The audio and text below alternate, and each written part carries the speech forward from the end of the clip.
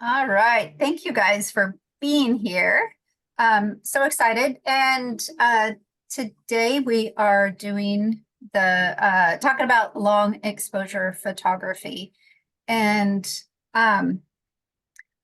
it's this is something I absolutely love. And since you guys already know about me, we'll move on. But long exposure photography, I love this, is capturing time in a single shot. And it's a magical way to transform our ordinary scenes into extraordinary ones. By using a slower shutter speed, we can capture movement, light trails, and even change the way the world looks in our photos.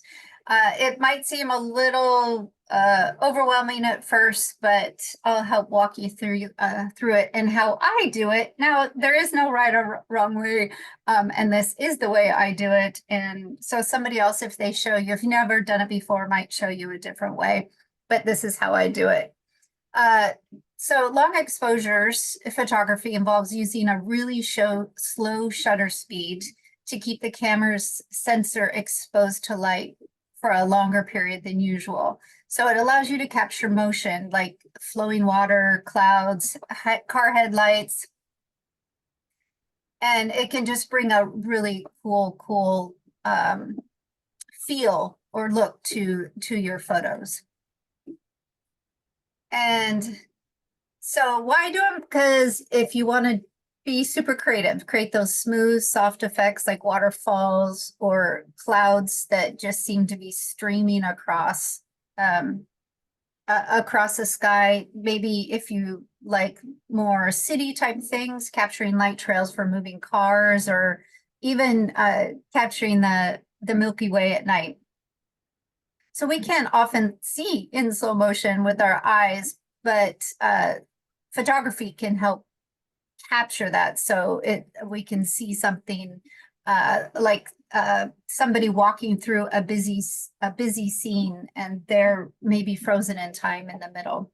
I even love doing some amazing abstract images sometimes with a long exposure. It just adds some fun and helps you be a little more creative than getting the standard stuff you might normally be getting. So we can't talk about long exposures without talking about exposure, and you guys are familiar with this, but it's exposure, the amount of light that's captured when taking a photograph. If you don't have enough light, it's underexposed and too dark. And if there's too much light, it becomes overexposed, excuse me. And our shutter speed is really what we're going to be using for our long exposure. And the time that our shutter is open depends on how much light is coming in. Our shutter speed is super important because it does determine that light falling on the sensor. And in the first photo, you can see at Botanical Beach on Vancouver Island that it was taken at 1/1000th of a second. So it froze that crashing wave in time. Lisa, are you sharing a screen? Yeah, Because so you're not seeing. I don't see it. Paul, do you see it? No, I'm not seeing it either. Oh, seriously. Oh my gosh, you guys, oh my word. Really? Okay. Hold on a second. Oh, wow. Wow, that was really fun. Okay, well, let's try this times 2. You're funny. Multiple can share simultaneously. One, okay, I'm just sharing. You guys aren't sharing. There we go. Weird. I had to click it 3 times to get it to work. Okay, how's that? Can you guys see my screen now? There we go. Just go to the slideshow mode is all. All right, thank you. There you go. Goodness gracious. Down there. Wow. Maybe. There we go. Yes, all right. Better. Are we good? Wow. Hey. I see it now. Thank you. We got this. So, you didn't really miss. You heard what I had to say, so won't make you look through those again. Talk about the shutter speed. So there's the the botanical beach frozen wave at 1/1000th of a second. And then below that is a 1/4 second exposure at the Elk Falls in Vancouver, BC, which is absolutely beautiful if you've never been up there. Another example of the slow shutter speed is here on the left is 1 whole second at Multnomah Falls, and the one on the right is 1/100th of a second. You could see how it froze that water.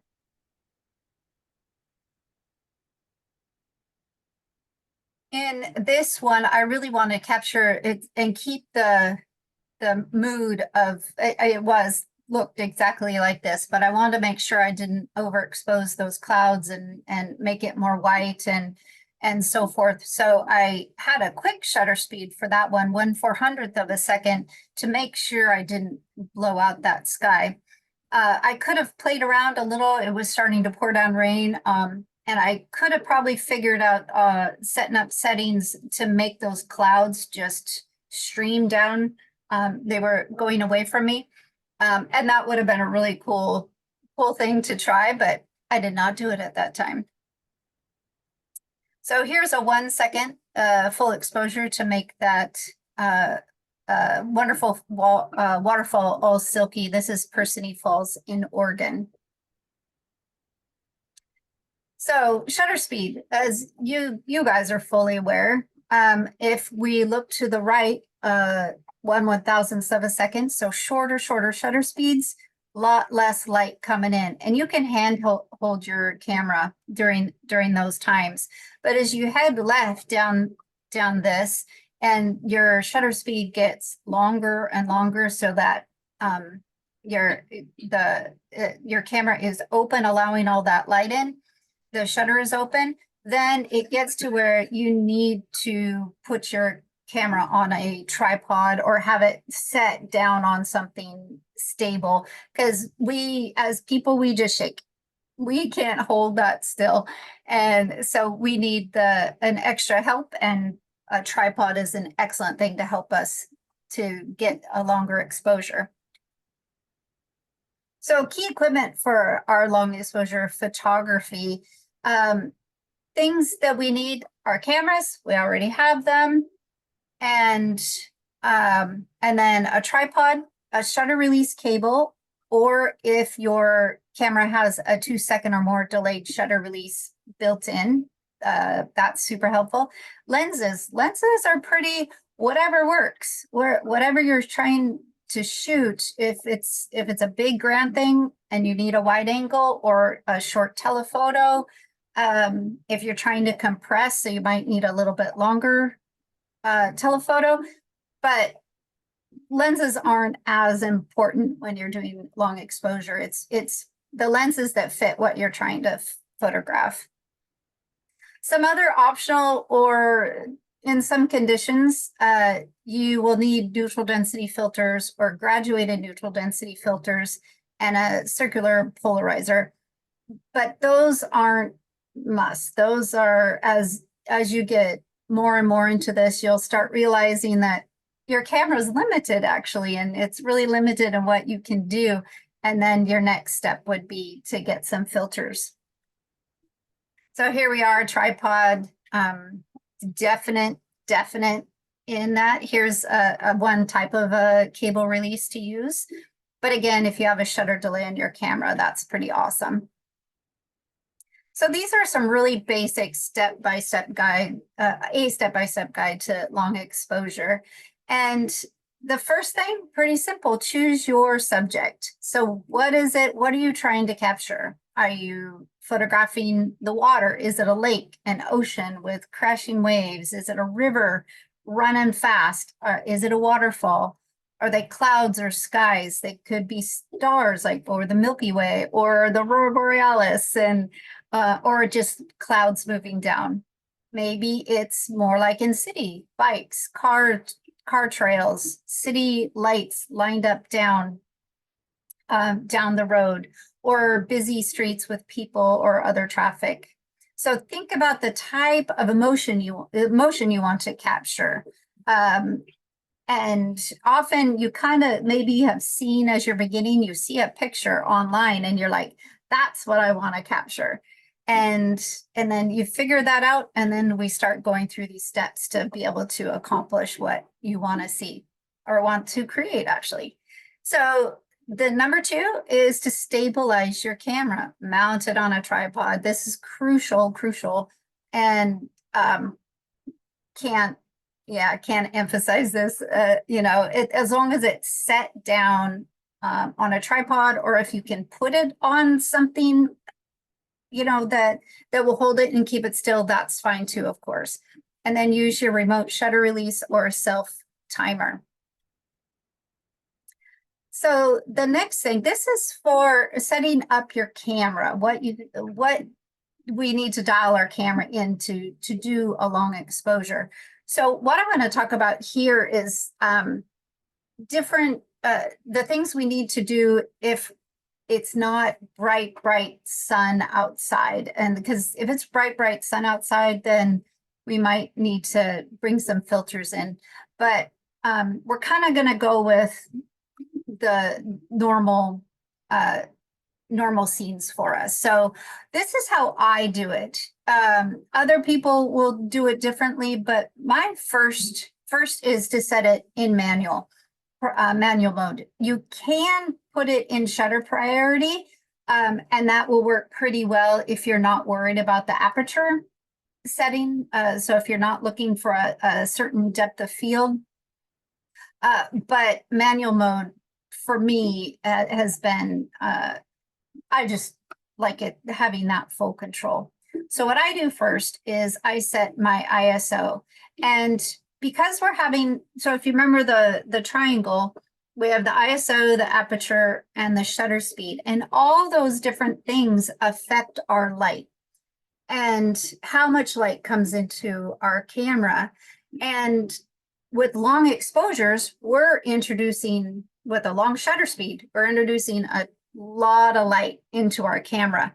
So because of that, we can set our ISO low, really low. And so I always set it, I try to start it at 100, or my camera actually goes down to 50. It has 2 sub ISOs, and I often can do those if my shutter speed is long enough. So that's wonderful. You usually don't have to worry about grain and the image being noisy, because the ISO is just set down low. The next thing I try to set is the aperture. And I always want a small aperture, like f8, f11, f16. Sometimes if it's, let's say I'm going to do a waterfall and it's pretty light outside, there's a lot of light, it's overcast, but there's a lot of light outside. And I am trying to, because I want a long exposure, I want that shutter speed to go longer than normal. I need to decrease the light again in another way. So ISO, I decrease the light coming in by keeping a low ISO. And then the next thing I do to keep low light is that I do a small aperture all the way up to f22. So that does 2 things. I get a great depth of field. So from front all the way to the back of the image you're making, but also it totally clamps down on the amount of light coming into your camera. And this sets us up so we can change our shutter speed and have a nice long shutter speed to create that motion that we want to create. It might be a quarter second, it might be 1 second. For if you want those really cool star trails, which I've yet to do, the ones that go in a full circle, those are hours of shutter speeds. The shutter speed being how long, hours for the shutter speed. And so there's lots of different opportunities to do different types of photography with different types of exposures. That's a whole lot. Okay. So now we've decided it might be guessing. Oh, this is a waterfall. I'm going to guess about a quarter of a second.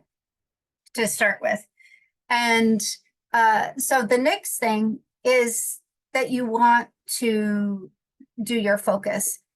Autofocus, if you're in really low light, let's say you're down, I'll show you some photos in a bit, downtown Seattle, and you're doing some night exposure. You want those those car light trails going. But you can't really find anything to autofocus on. Your camera's yelling at you going, I can't figure out what to autofocus on. So you might need to set your autofocus to manual focus and work on that. I would recommend that you practice learning manual focus in these scenarios. I would definitely to practice learning manual focus in broad daylight with a tree or a rock or something like that to practice. But you might have to use manual focus when you're doing these. So the next thing you're going to do is take your shot, and you're going to press that shutter release cable or your 2-second delay, and start with maybe a little shorter than you think and see how it goes. You'll learn as you go, depending what you're photographing, how long you might need. You might just need a 1/4 second. You might need 30 seconds. But it's part of the fun of all this and learning is getting to be creative, and you just keep taking shot after shot and you go up and down and to figure out, oh, that's what I want. So review your image you just took. Hopefully you can see on the back of your camera. I'm not sure, Mickey, if you're able to, but to check that histogram or any blinkies. Blinkies, we don't think we talked about this last time. A lot of cameras you can turn on, I call them blinkies. And if you have overexposed any whites in your image, they'll start blinking at you. Or if the opposite way, if you underexpose, that your blacks have become way too black, that there's no detail left in those will blink for you also. But check that histogram at least and see if you've exposed it properly. If it's too bright, try a faster shutter speed, because you need to close down, reduce your light. So shorter shutter speed, or excuse me, shorter shutter speed. If it's too dark, then you want a little bit longer shutter speed to bring in more light. Or maybe you have to, your aperture, if you were at f/16, maybe you have to go down to f/13 or something. So that way you can bring in more light. Here's a review of the histogram. The black is on the left side. You have the shadows, midtones, highlights, and the whites. And really what I like to do is expose to the right, the one down here. Neutral is quite good, but often I like to just do the expose to the right a little bit. So using this tool in your camera is phenomenal because if you're doing, especially like water, it is really easy to overexpose that water. And you'll look at it in the back of your camera and go, oh, look, it's white. You know, that river is white, or that waterfall is white. It looks great. But if you don't look too close, it might be way too white and you've lost all the detail in it. It's just completely blown out. So you've got to, pay attention and look around to see if you need to bring in a little less light into your image. So what happens if it's really, really bright out? And I'll keep talking mostly about waterfalls because that's often what new photographers want to learn, is they don't go right into astrophotography. It's usually like waterfalls or rivers. And so what if you're standing at this amazing, amazing waterfall and the sun is bright, just down on top of it, or half of it's got sunlight and half of it's in shade? Well, if my first is that I close down everything as much as I can. So I'm at my sub ISO, so ISO 50 or below. I've at f22 or 25, depending on what lens I'm using. So I have restricted all the amount of light I can. And then I set my shutter speed for, let's say, a fifth of a second, and hope that that works out for me. But if it's too bright, there is no way. And because if I keep shortening my shutter speed, eventually it's just freezing the water. So like that first wave, crashing wave picture I showed you, we're just freezing that water instead of making the silky smooth water. And that's just, our cameras can't do everything. We can't close them down anymore. So what then do we need to do is, I'm going to go over the filters a little bit, but just know this is level 3, level 4 in photography, but no, it's out there, because I don't want to completely frustrate you, but you need to know you can't always do long exposures out in the bright sun.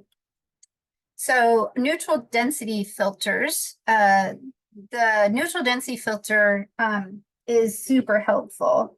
And there's one there, a black one up on the top. And I'm going to see if you guys can see it. So here's one of my neutral density filters. This is called a 10 stop. So it takes out 10 stops of light. 10 stops of light. It just keeps 10 stops of light from coming in. This, oops, let me hold it better so you can see through it. There, see how you can kind of see through it a little bit more than this one.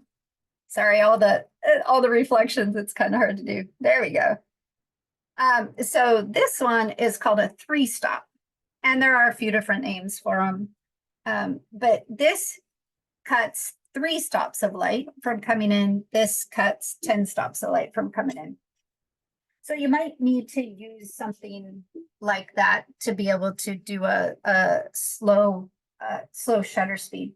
The other thing that eventually I hope you get in your toolbox, if you haven't already, is this is called a gradient neutral density filter. And so see how it's really dark on the top, and then it's just clear on the bottom. And these come in different strengths too. This one's a 3 stop on top, and then all the way clear on the bottom. So let's say you're doing well, let's stay with waterfalls. A waterfall, and the waterfall's down below, and then above is this bright, huge blue sky or white sky that it's just too bright, and you want to balance your photo well. This will just darken the top part of your photo and then keep the bottom part of your image as you're photographing it.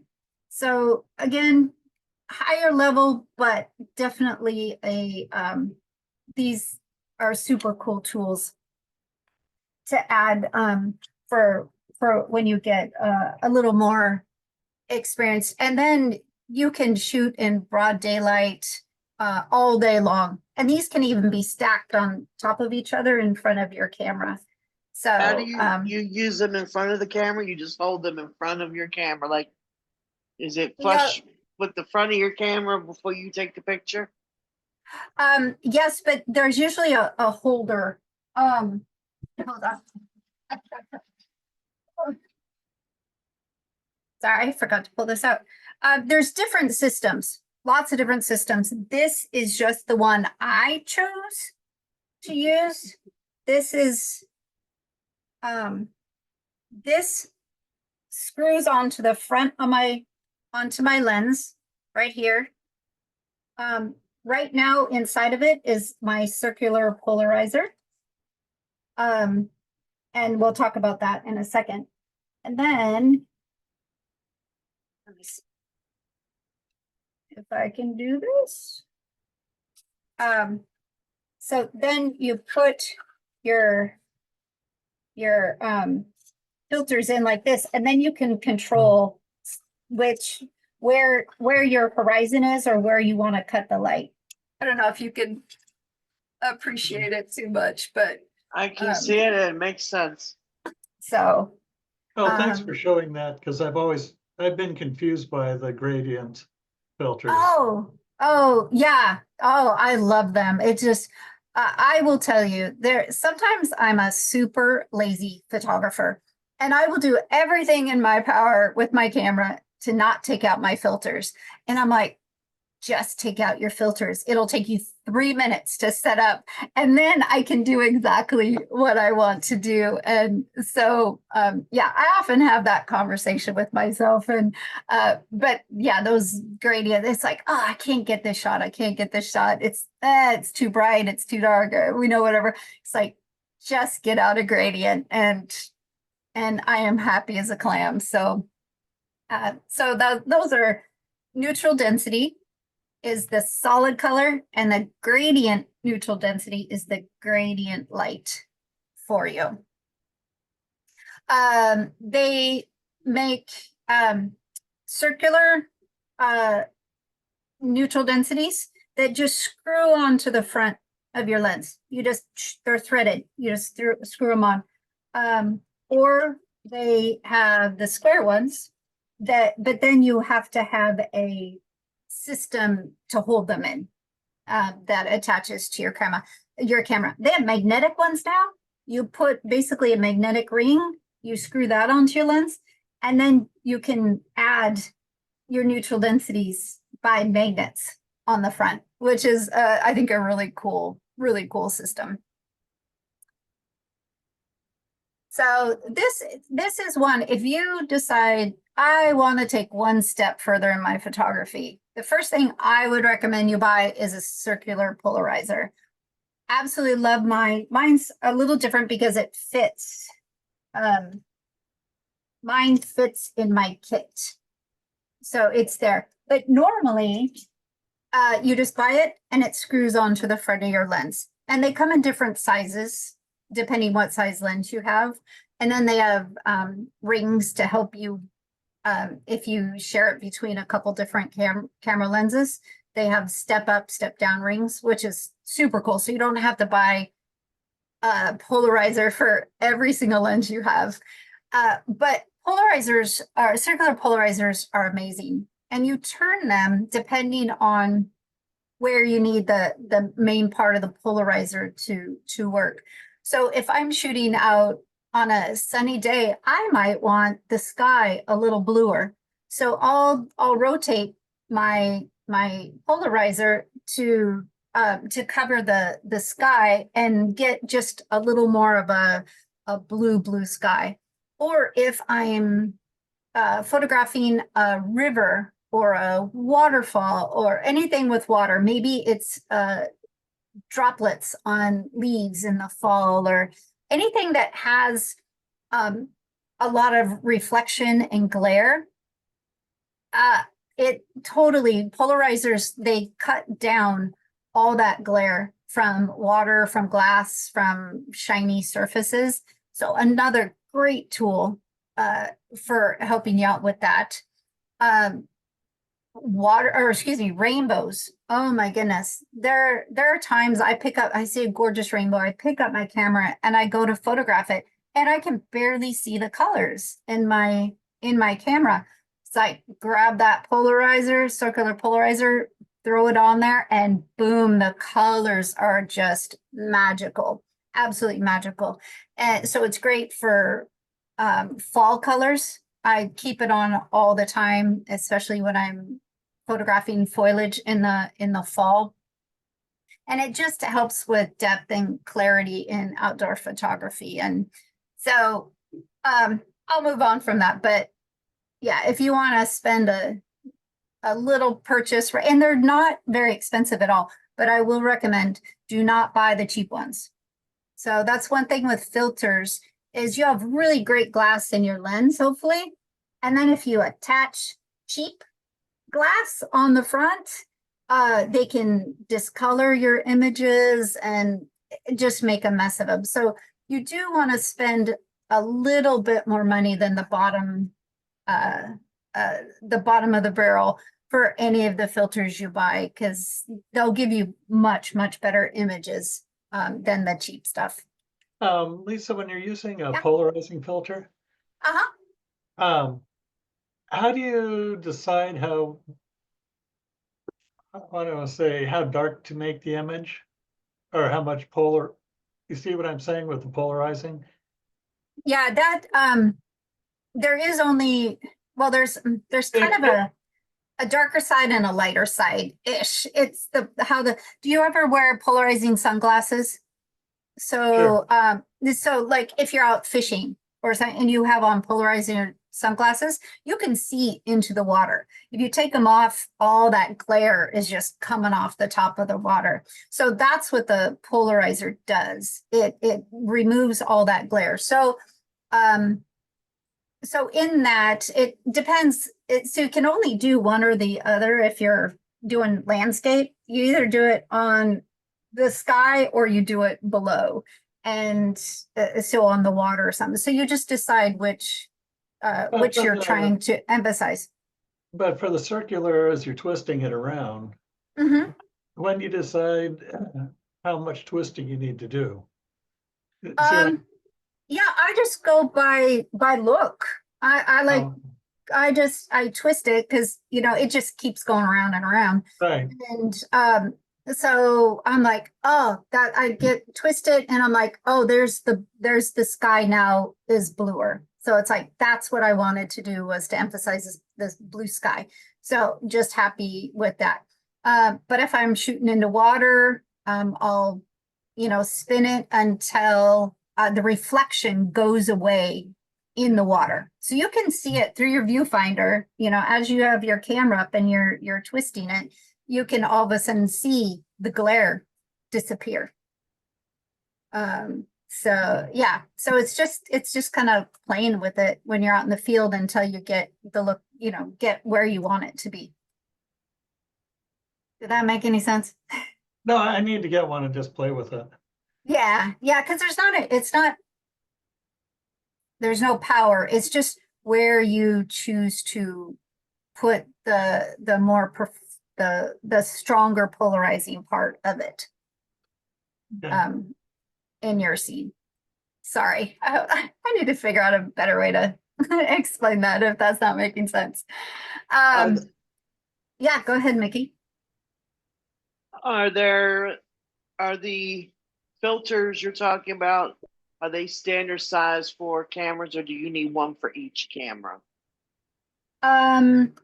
If you have the screw-on size, I should have one of my lenses out. So let's say one of your lenses is 77 a millimeter lens, the opening. And that's the one you use most of the time, or it's your landscape or whatever. That's the one you want to buy it for. So the circular one, you will buy it. It will be 77 millimeters, and it will just thread right onto the edge, to the end of your lens. They also, so let's say you have a 77, but you also have a 56 millimeter, and you don't want to buy two lenses. I don't remember how big a jump they'll do, but they have these things. They're called step ups or step downs. So they're just rings, just metal rings. And one side, you screw it on to, let's say it'll be smaller. It'll be the 56 millimeter sides onto that lens. Then you can take your 77 millimeter filter and screw it on the outside of it. So the ring will step from one size of a lens to another size. So it allows you, go ahead. That makes sense. Okay, good. All right. Yeah, I didn't even think about having mine out because I actually do have a couple. Sorry about that. That would have been easier to see me explain it to you. maybe I'll do a little video on that and just say, this is how they work and post that. So now I'm just going to go through, I am not hitting on every long exposure type of photography out there. I'm just going to go with some basics. So here we are at Seattle waterfront, and is this Pier 66 we're standing next to? I can't remember. And the marina's right on the other side of the restaurant. But here I wanted to try getting the car streakings, you know, down the road. And I think this was Christmas Eve a couple years ago. And we were out on this bridge that it's a walking bridge that you have this view, which is pretty phenomenal for being in for Seattle. And I set it, and I had my tripod with me, and I set it for a 10-second exposure. And you can see there's only cars coming at us, right? Because they're white. If any cars were going away, we would have seen the red streaks, but I only got the cars coming at us, the white streaks. And then you could see which it was probably a satellite out in the sky, not a shooting star. I'm sure it was a satellite, but with a 10-second exposure, it's kind of fun. And you can see I have the ISO down really low, and there was enough light out there with a 10-second exposure. I only had to do my f-stop at 7.1. Whoops. Oh, that's right. Sorry. I got messed up there for a second. Okay, let's talk about waterfalls real quick. Because here we go. This is a little tiny piece of a stream that came down from Watson Falls, was way above it in Oregon. But I love all this moss right here on these rocks. And so I was able to do a 1-second exposure at f13 with an ISO of 50. So I shut everything down, closed everything down as much as I could. Well, I could have gone further, but to get it to look exactly like I wanted it, it took a 1-second exposure. You can see it's kind of ghosty here. But in here, I had to be really careful because you could tell that's the brightest part, right? But I didn't blow it out. There's still all detail in there if you could look in close. So I didn't clip that histogram over to the right. I kept all the information in those highlights. This is Skogafoss in Iceland, and beautiful, beautiful waterfall.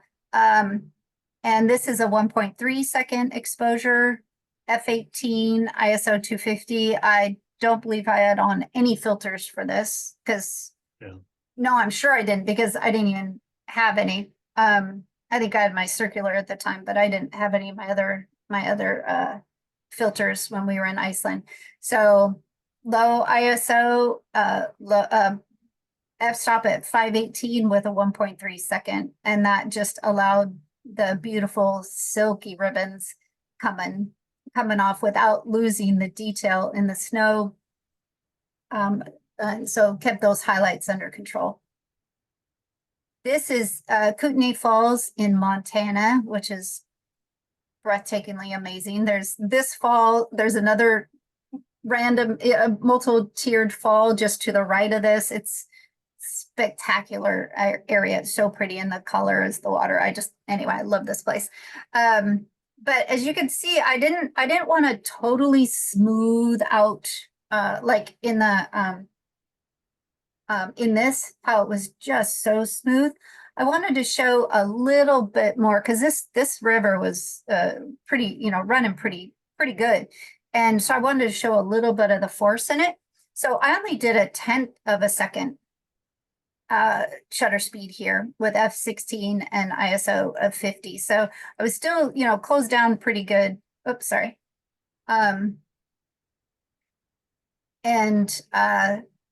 But it only took 1/10 of a second to get a little bit of energy still in that long exposure. So other types of long exposures is nighttime and anything with a super low light.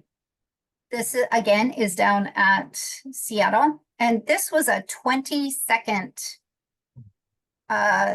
shutter speed, and it was just beautiful. But you know, these reflections were there. If you looked, you could, you know, if you were there with your eye, you could see them.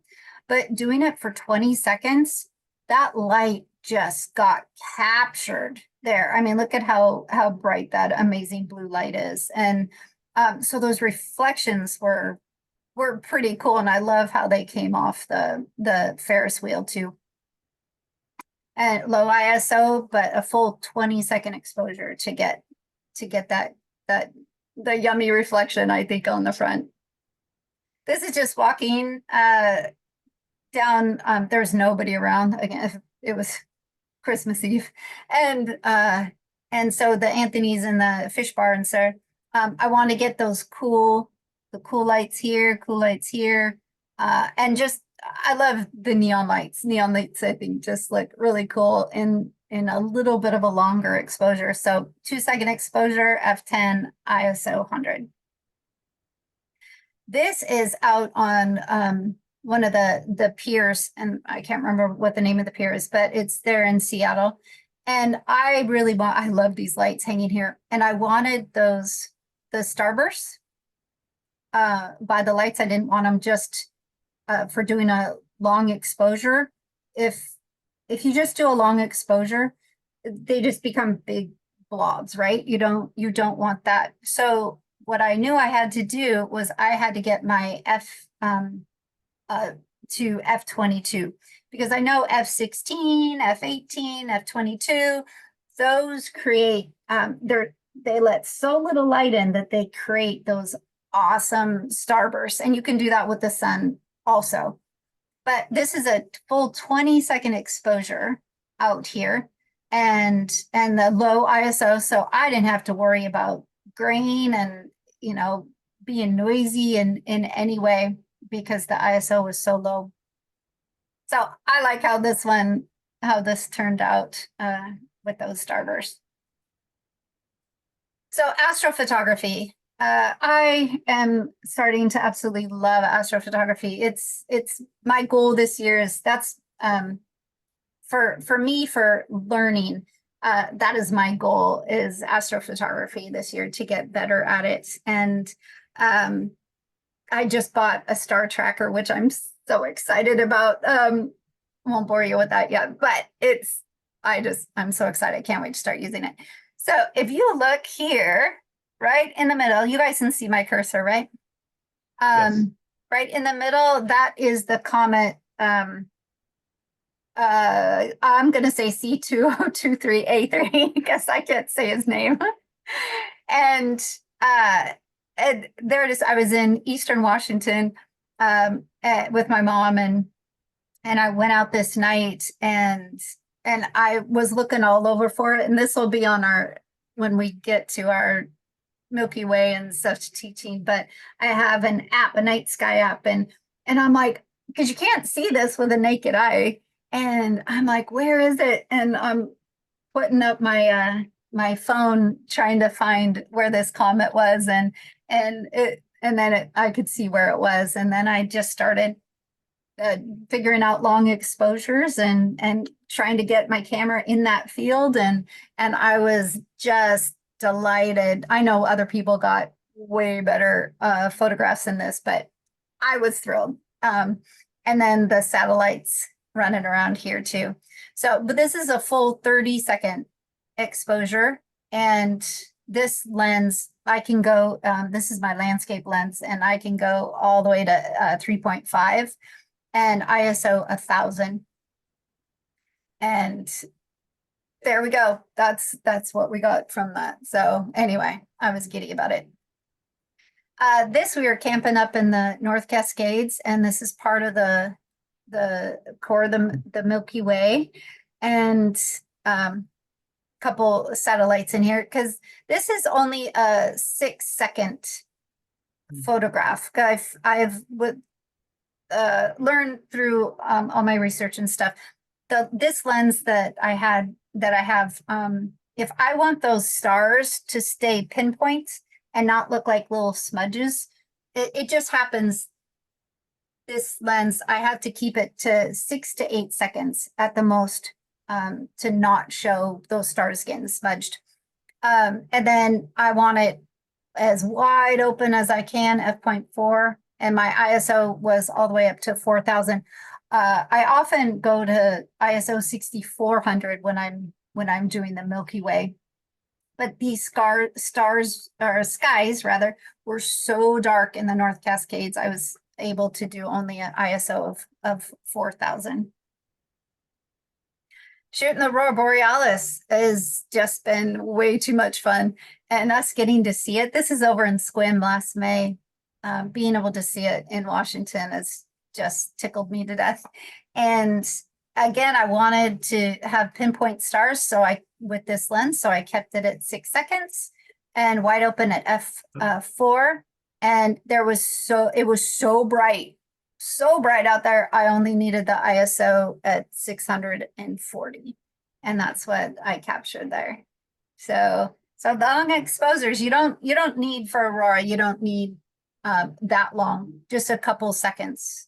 And but all the these exposure settings apply for the Aurora. Ocean and water, we're blessed to have water and the ocean all over. And this is down in Oregon at Rockaway Beach, and the sun was just coming up. It was absolutely beautiful.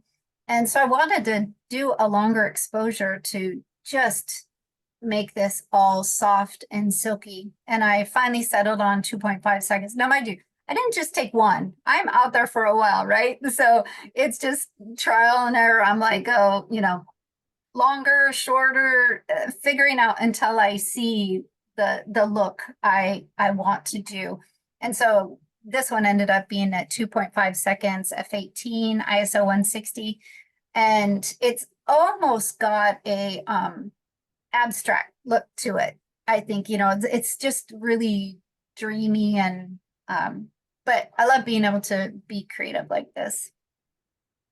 This is also in Oregon at Hug Point, and the tide was just barely starting to come in, and so I stood up on these rocks, and I saw how they were coming in and kind of enveloping this area, and I stood there, no kidding, I was probably there for 25 minutes, half an hour maybe, just trying out every different combination, different speeds. And, sometimes the tide would only go to here and then bomb back out, and, but I wanted it to come and reach all the way to this area. So I ended up with this photograph, and I was not using any filters because here I was f22, ISO 50. So I had all my light closed down so I could have a half a second. This almost done. I know you guys got to bounce here. This is a Hug Point also, but I wanted this yummy, dreamy, ghosty. You can't even tell it's water. It looks like it might be clouds, and clouds meeting up with clouds. And so 30-second exposure, f9, ISO 125. I believe this is my last one here. So I just wanted to show you, this is called Devil's Punch Bowl in Oregon, which is a super cool place.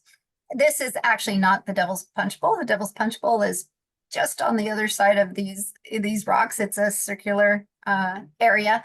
But this area here is where I wanted to show you some differences. So this is a half-second exposure here up on the left. And so you can see the little bit of silky, but you can still see how the ocean was churning in there. So a little bit of the energy of it. The top right here one is a full 2-second exposure. And you can just see how as the ocean returns back out, it just smooths out along the shore here.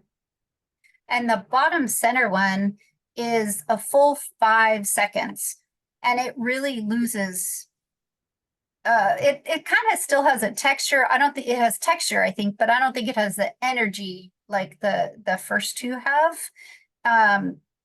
But it still is all silky. So not that any of these are correct photos or wrong photos. It's just that you can create all different types of images with just controlling your shutter speed and what you want it to see. For post-processing, we won't go into it, but I recommend raw files.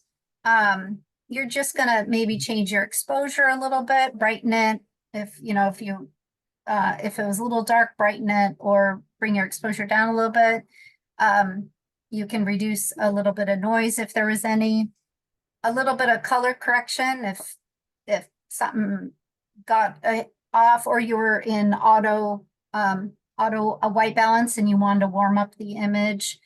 And then the other thing, you might want to lower the highlights a little bit, because of long exposures, those highlights tend to creep up in your photo. So you might want to drop those down or raise your shadows if needed. We're going to do an intro to Lightroom here in a couple months too. So that was a lot just in that one little thing. So final thoughts is, if, shoot during the golden hour or blue hour, because it's overcast skies, dim skies, because those, when you have that diffused light, you can make some incredible images without all the toys, without the filters. You might need a longer than 30-second exposure. And like my camera only goes to 30 seconds, but then it has a bulb mode, it's called. And that one, you just control how long you want that shutter to stay open. So you use your shutter button or your remote trigger, you turn it on, and then you decide how long you're gonna sit there. And then eventually you click it again and it turns it off. So it's just another fun way to be creative. Composition is still super important when you're planning your shots. Rules of thirds, tools of thirds, how you frame it. Just be thoughtful about what how your composition looks too, to ultimately make a great image. But long exposures is about experimenting and having fun. Don't be afraid to take a lot of shots, try different settings. You really don't learn without practicing. And it's like, what's this gonna do? Oh, I'm gonna try this. What's this gonna do? It's like, oh, that did not work. It's like, but playing and having a great time and just enjoy the process, and you'll just be super surprised by what you can create and what might be a happenstance. I call a happy stance, that something just arrives for you. But being patient and being creative, and no, there's really not right or wrong. It's what you want to create. And that's why I love long exposures. So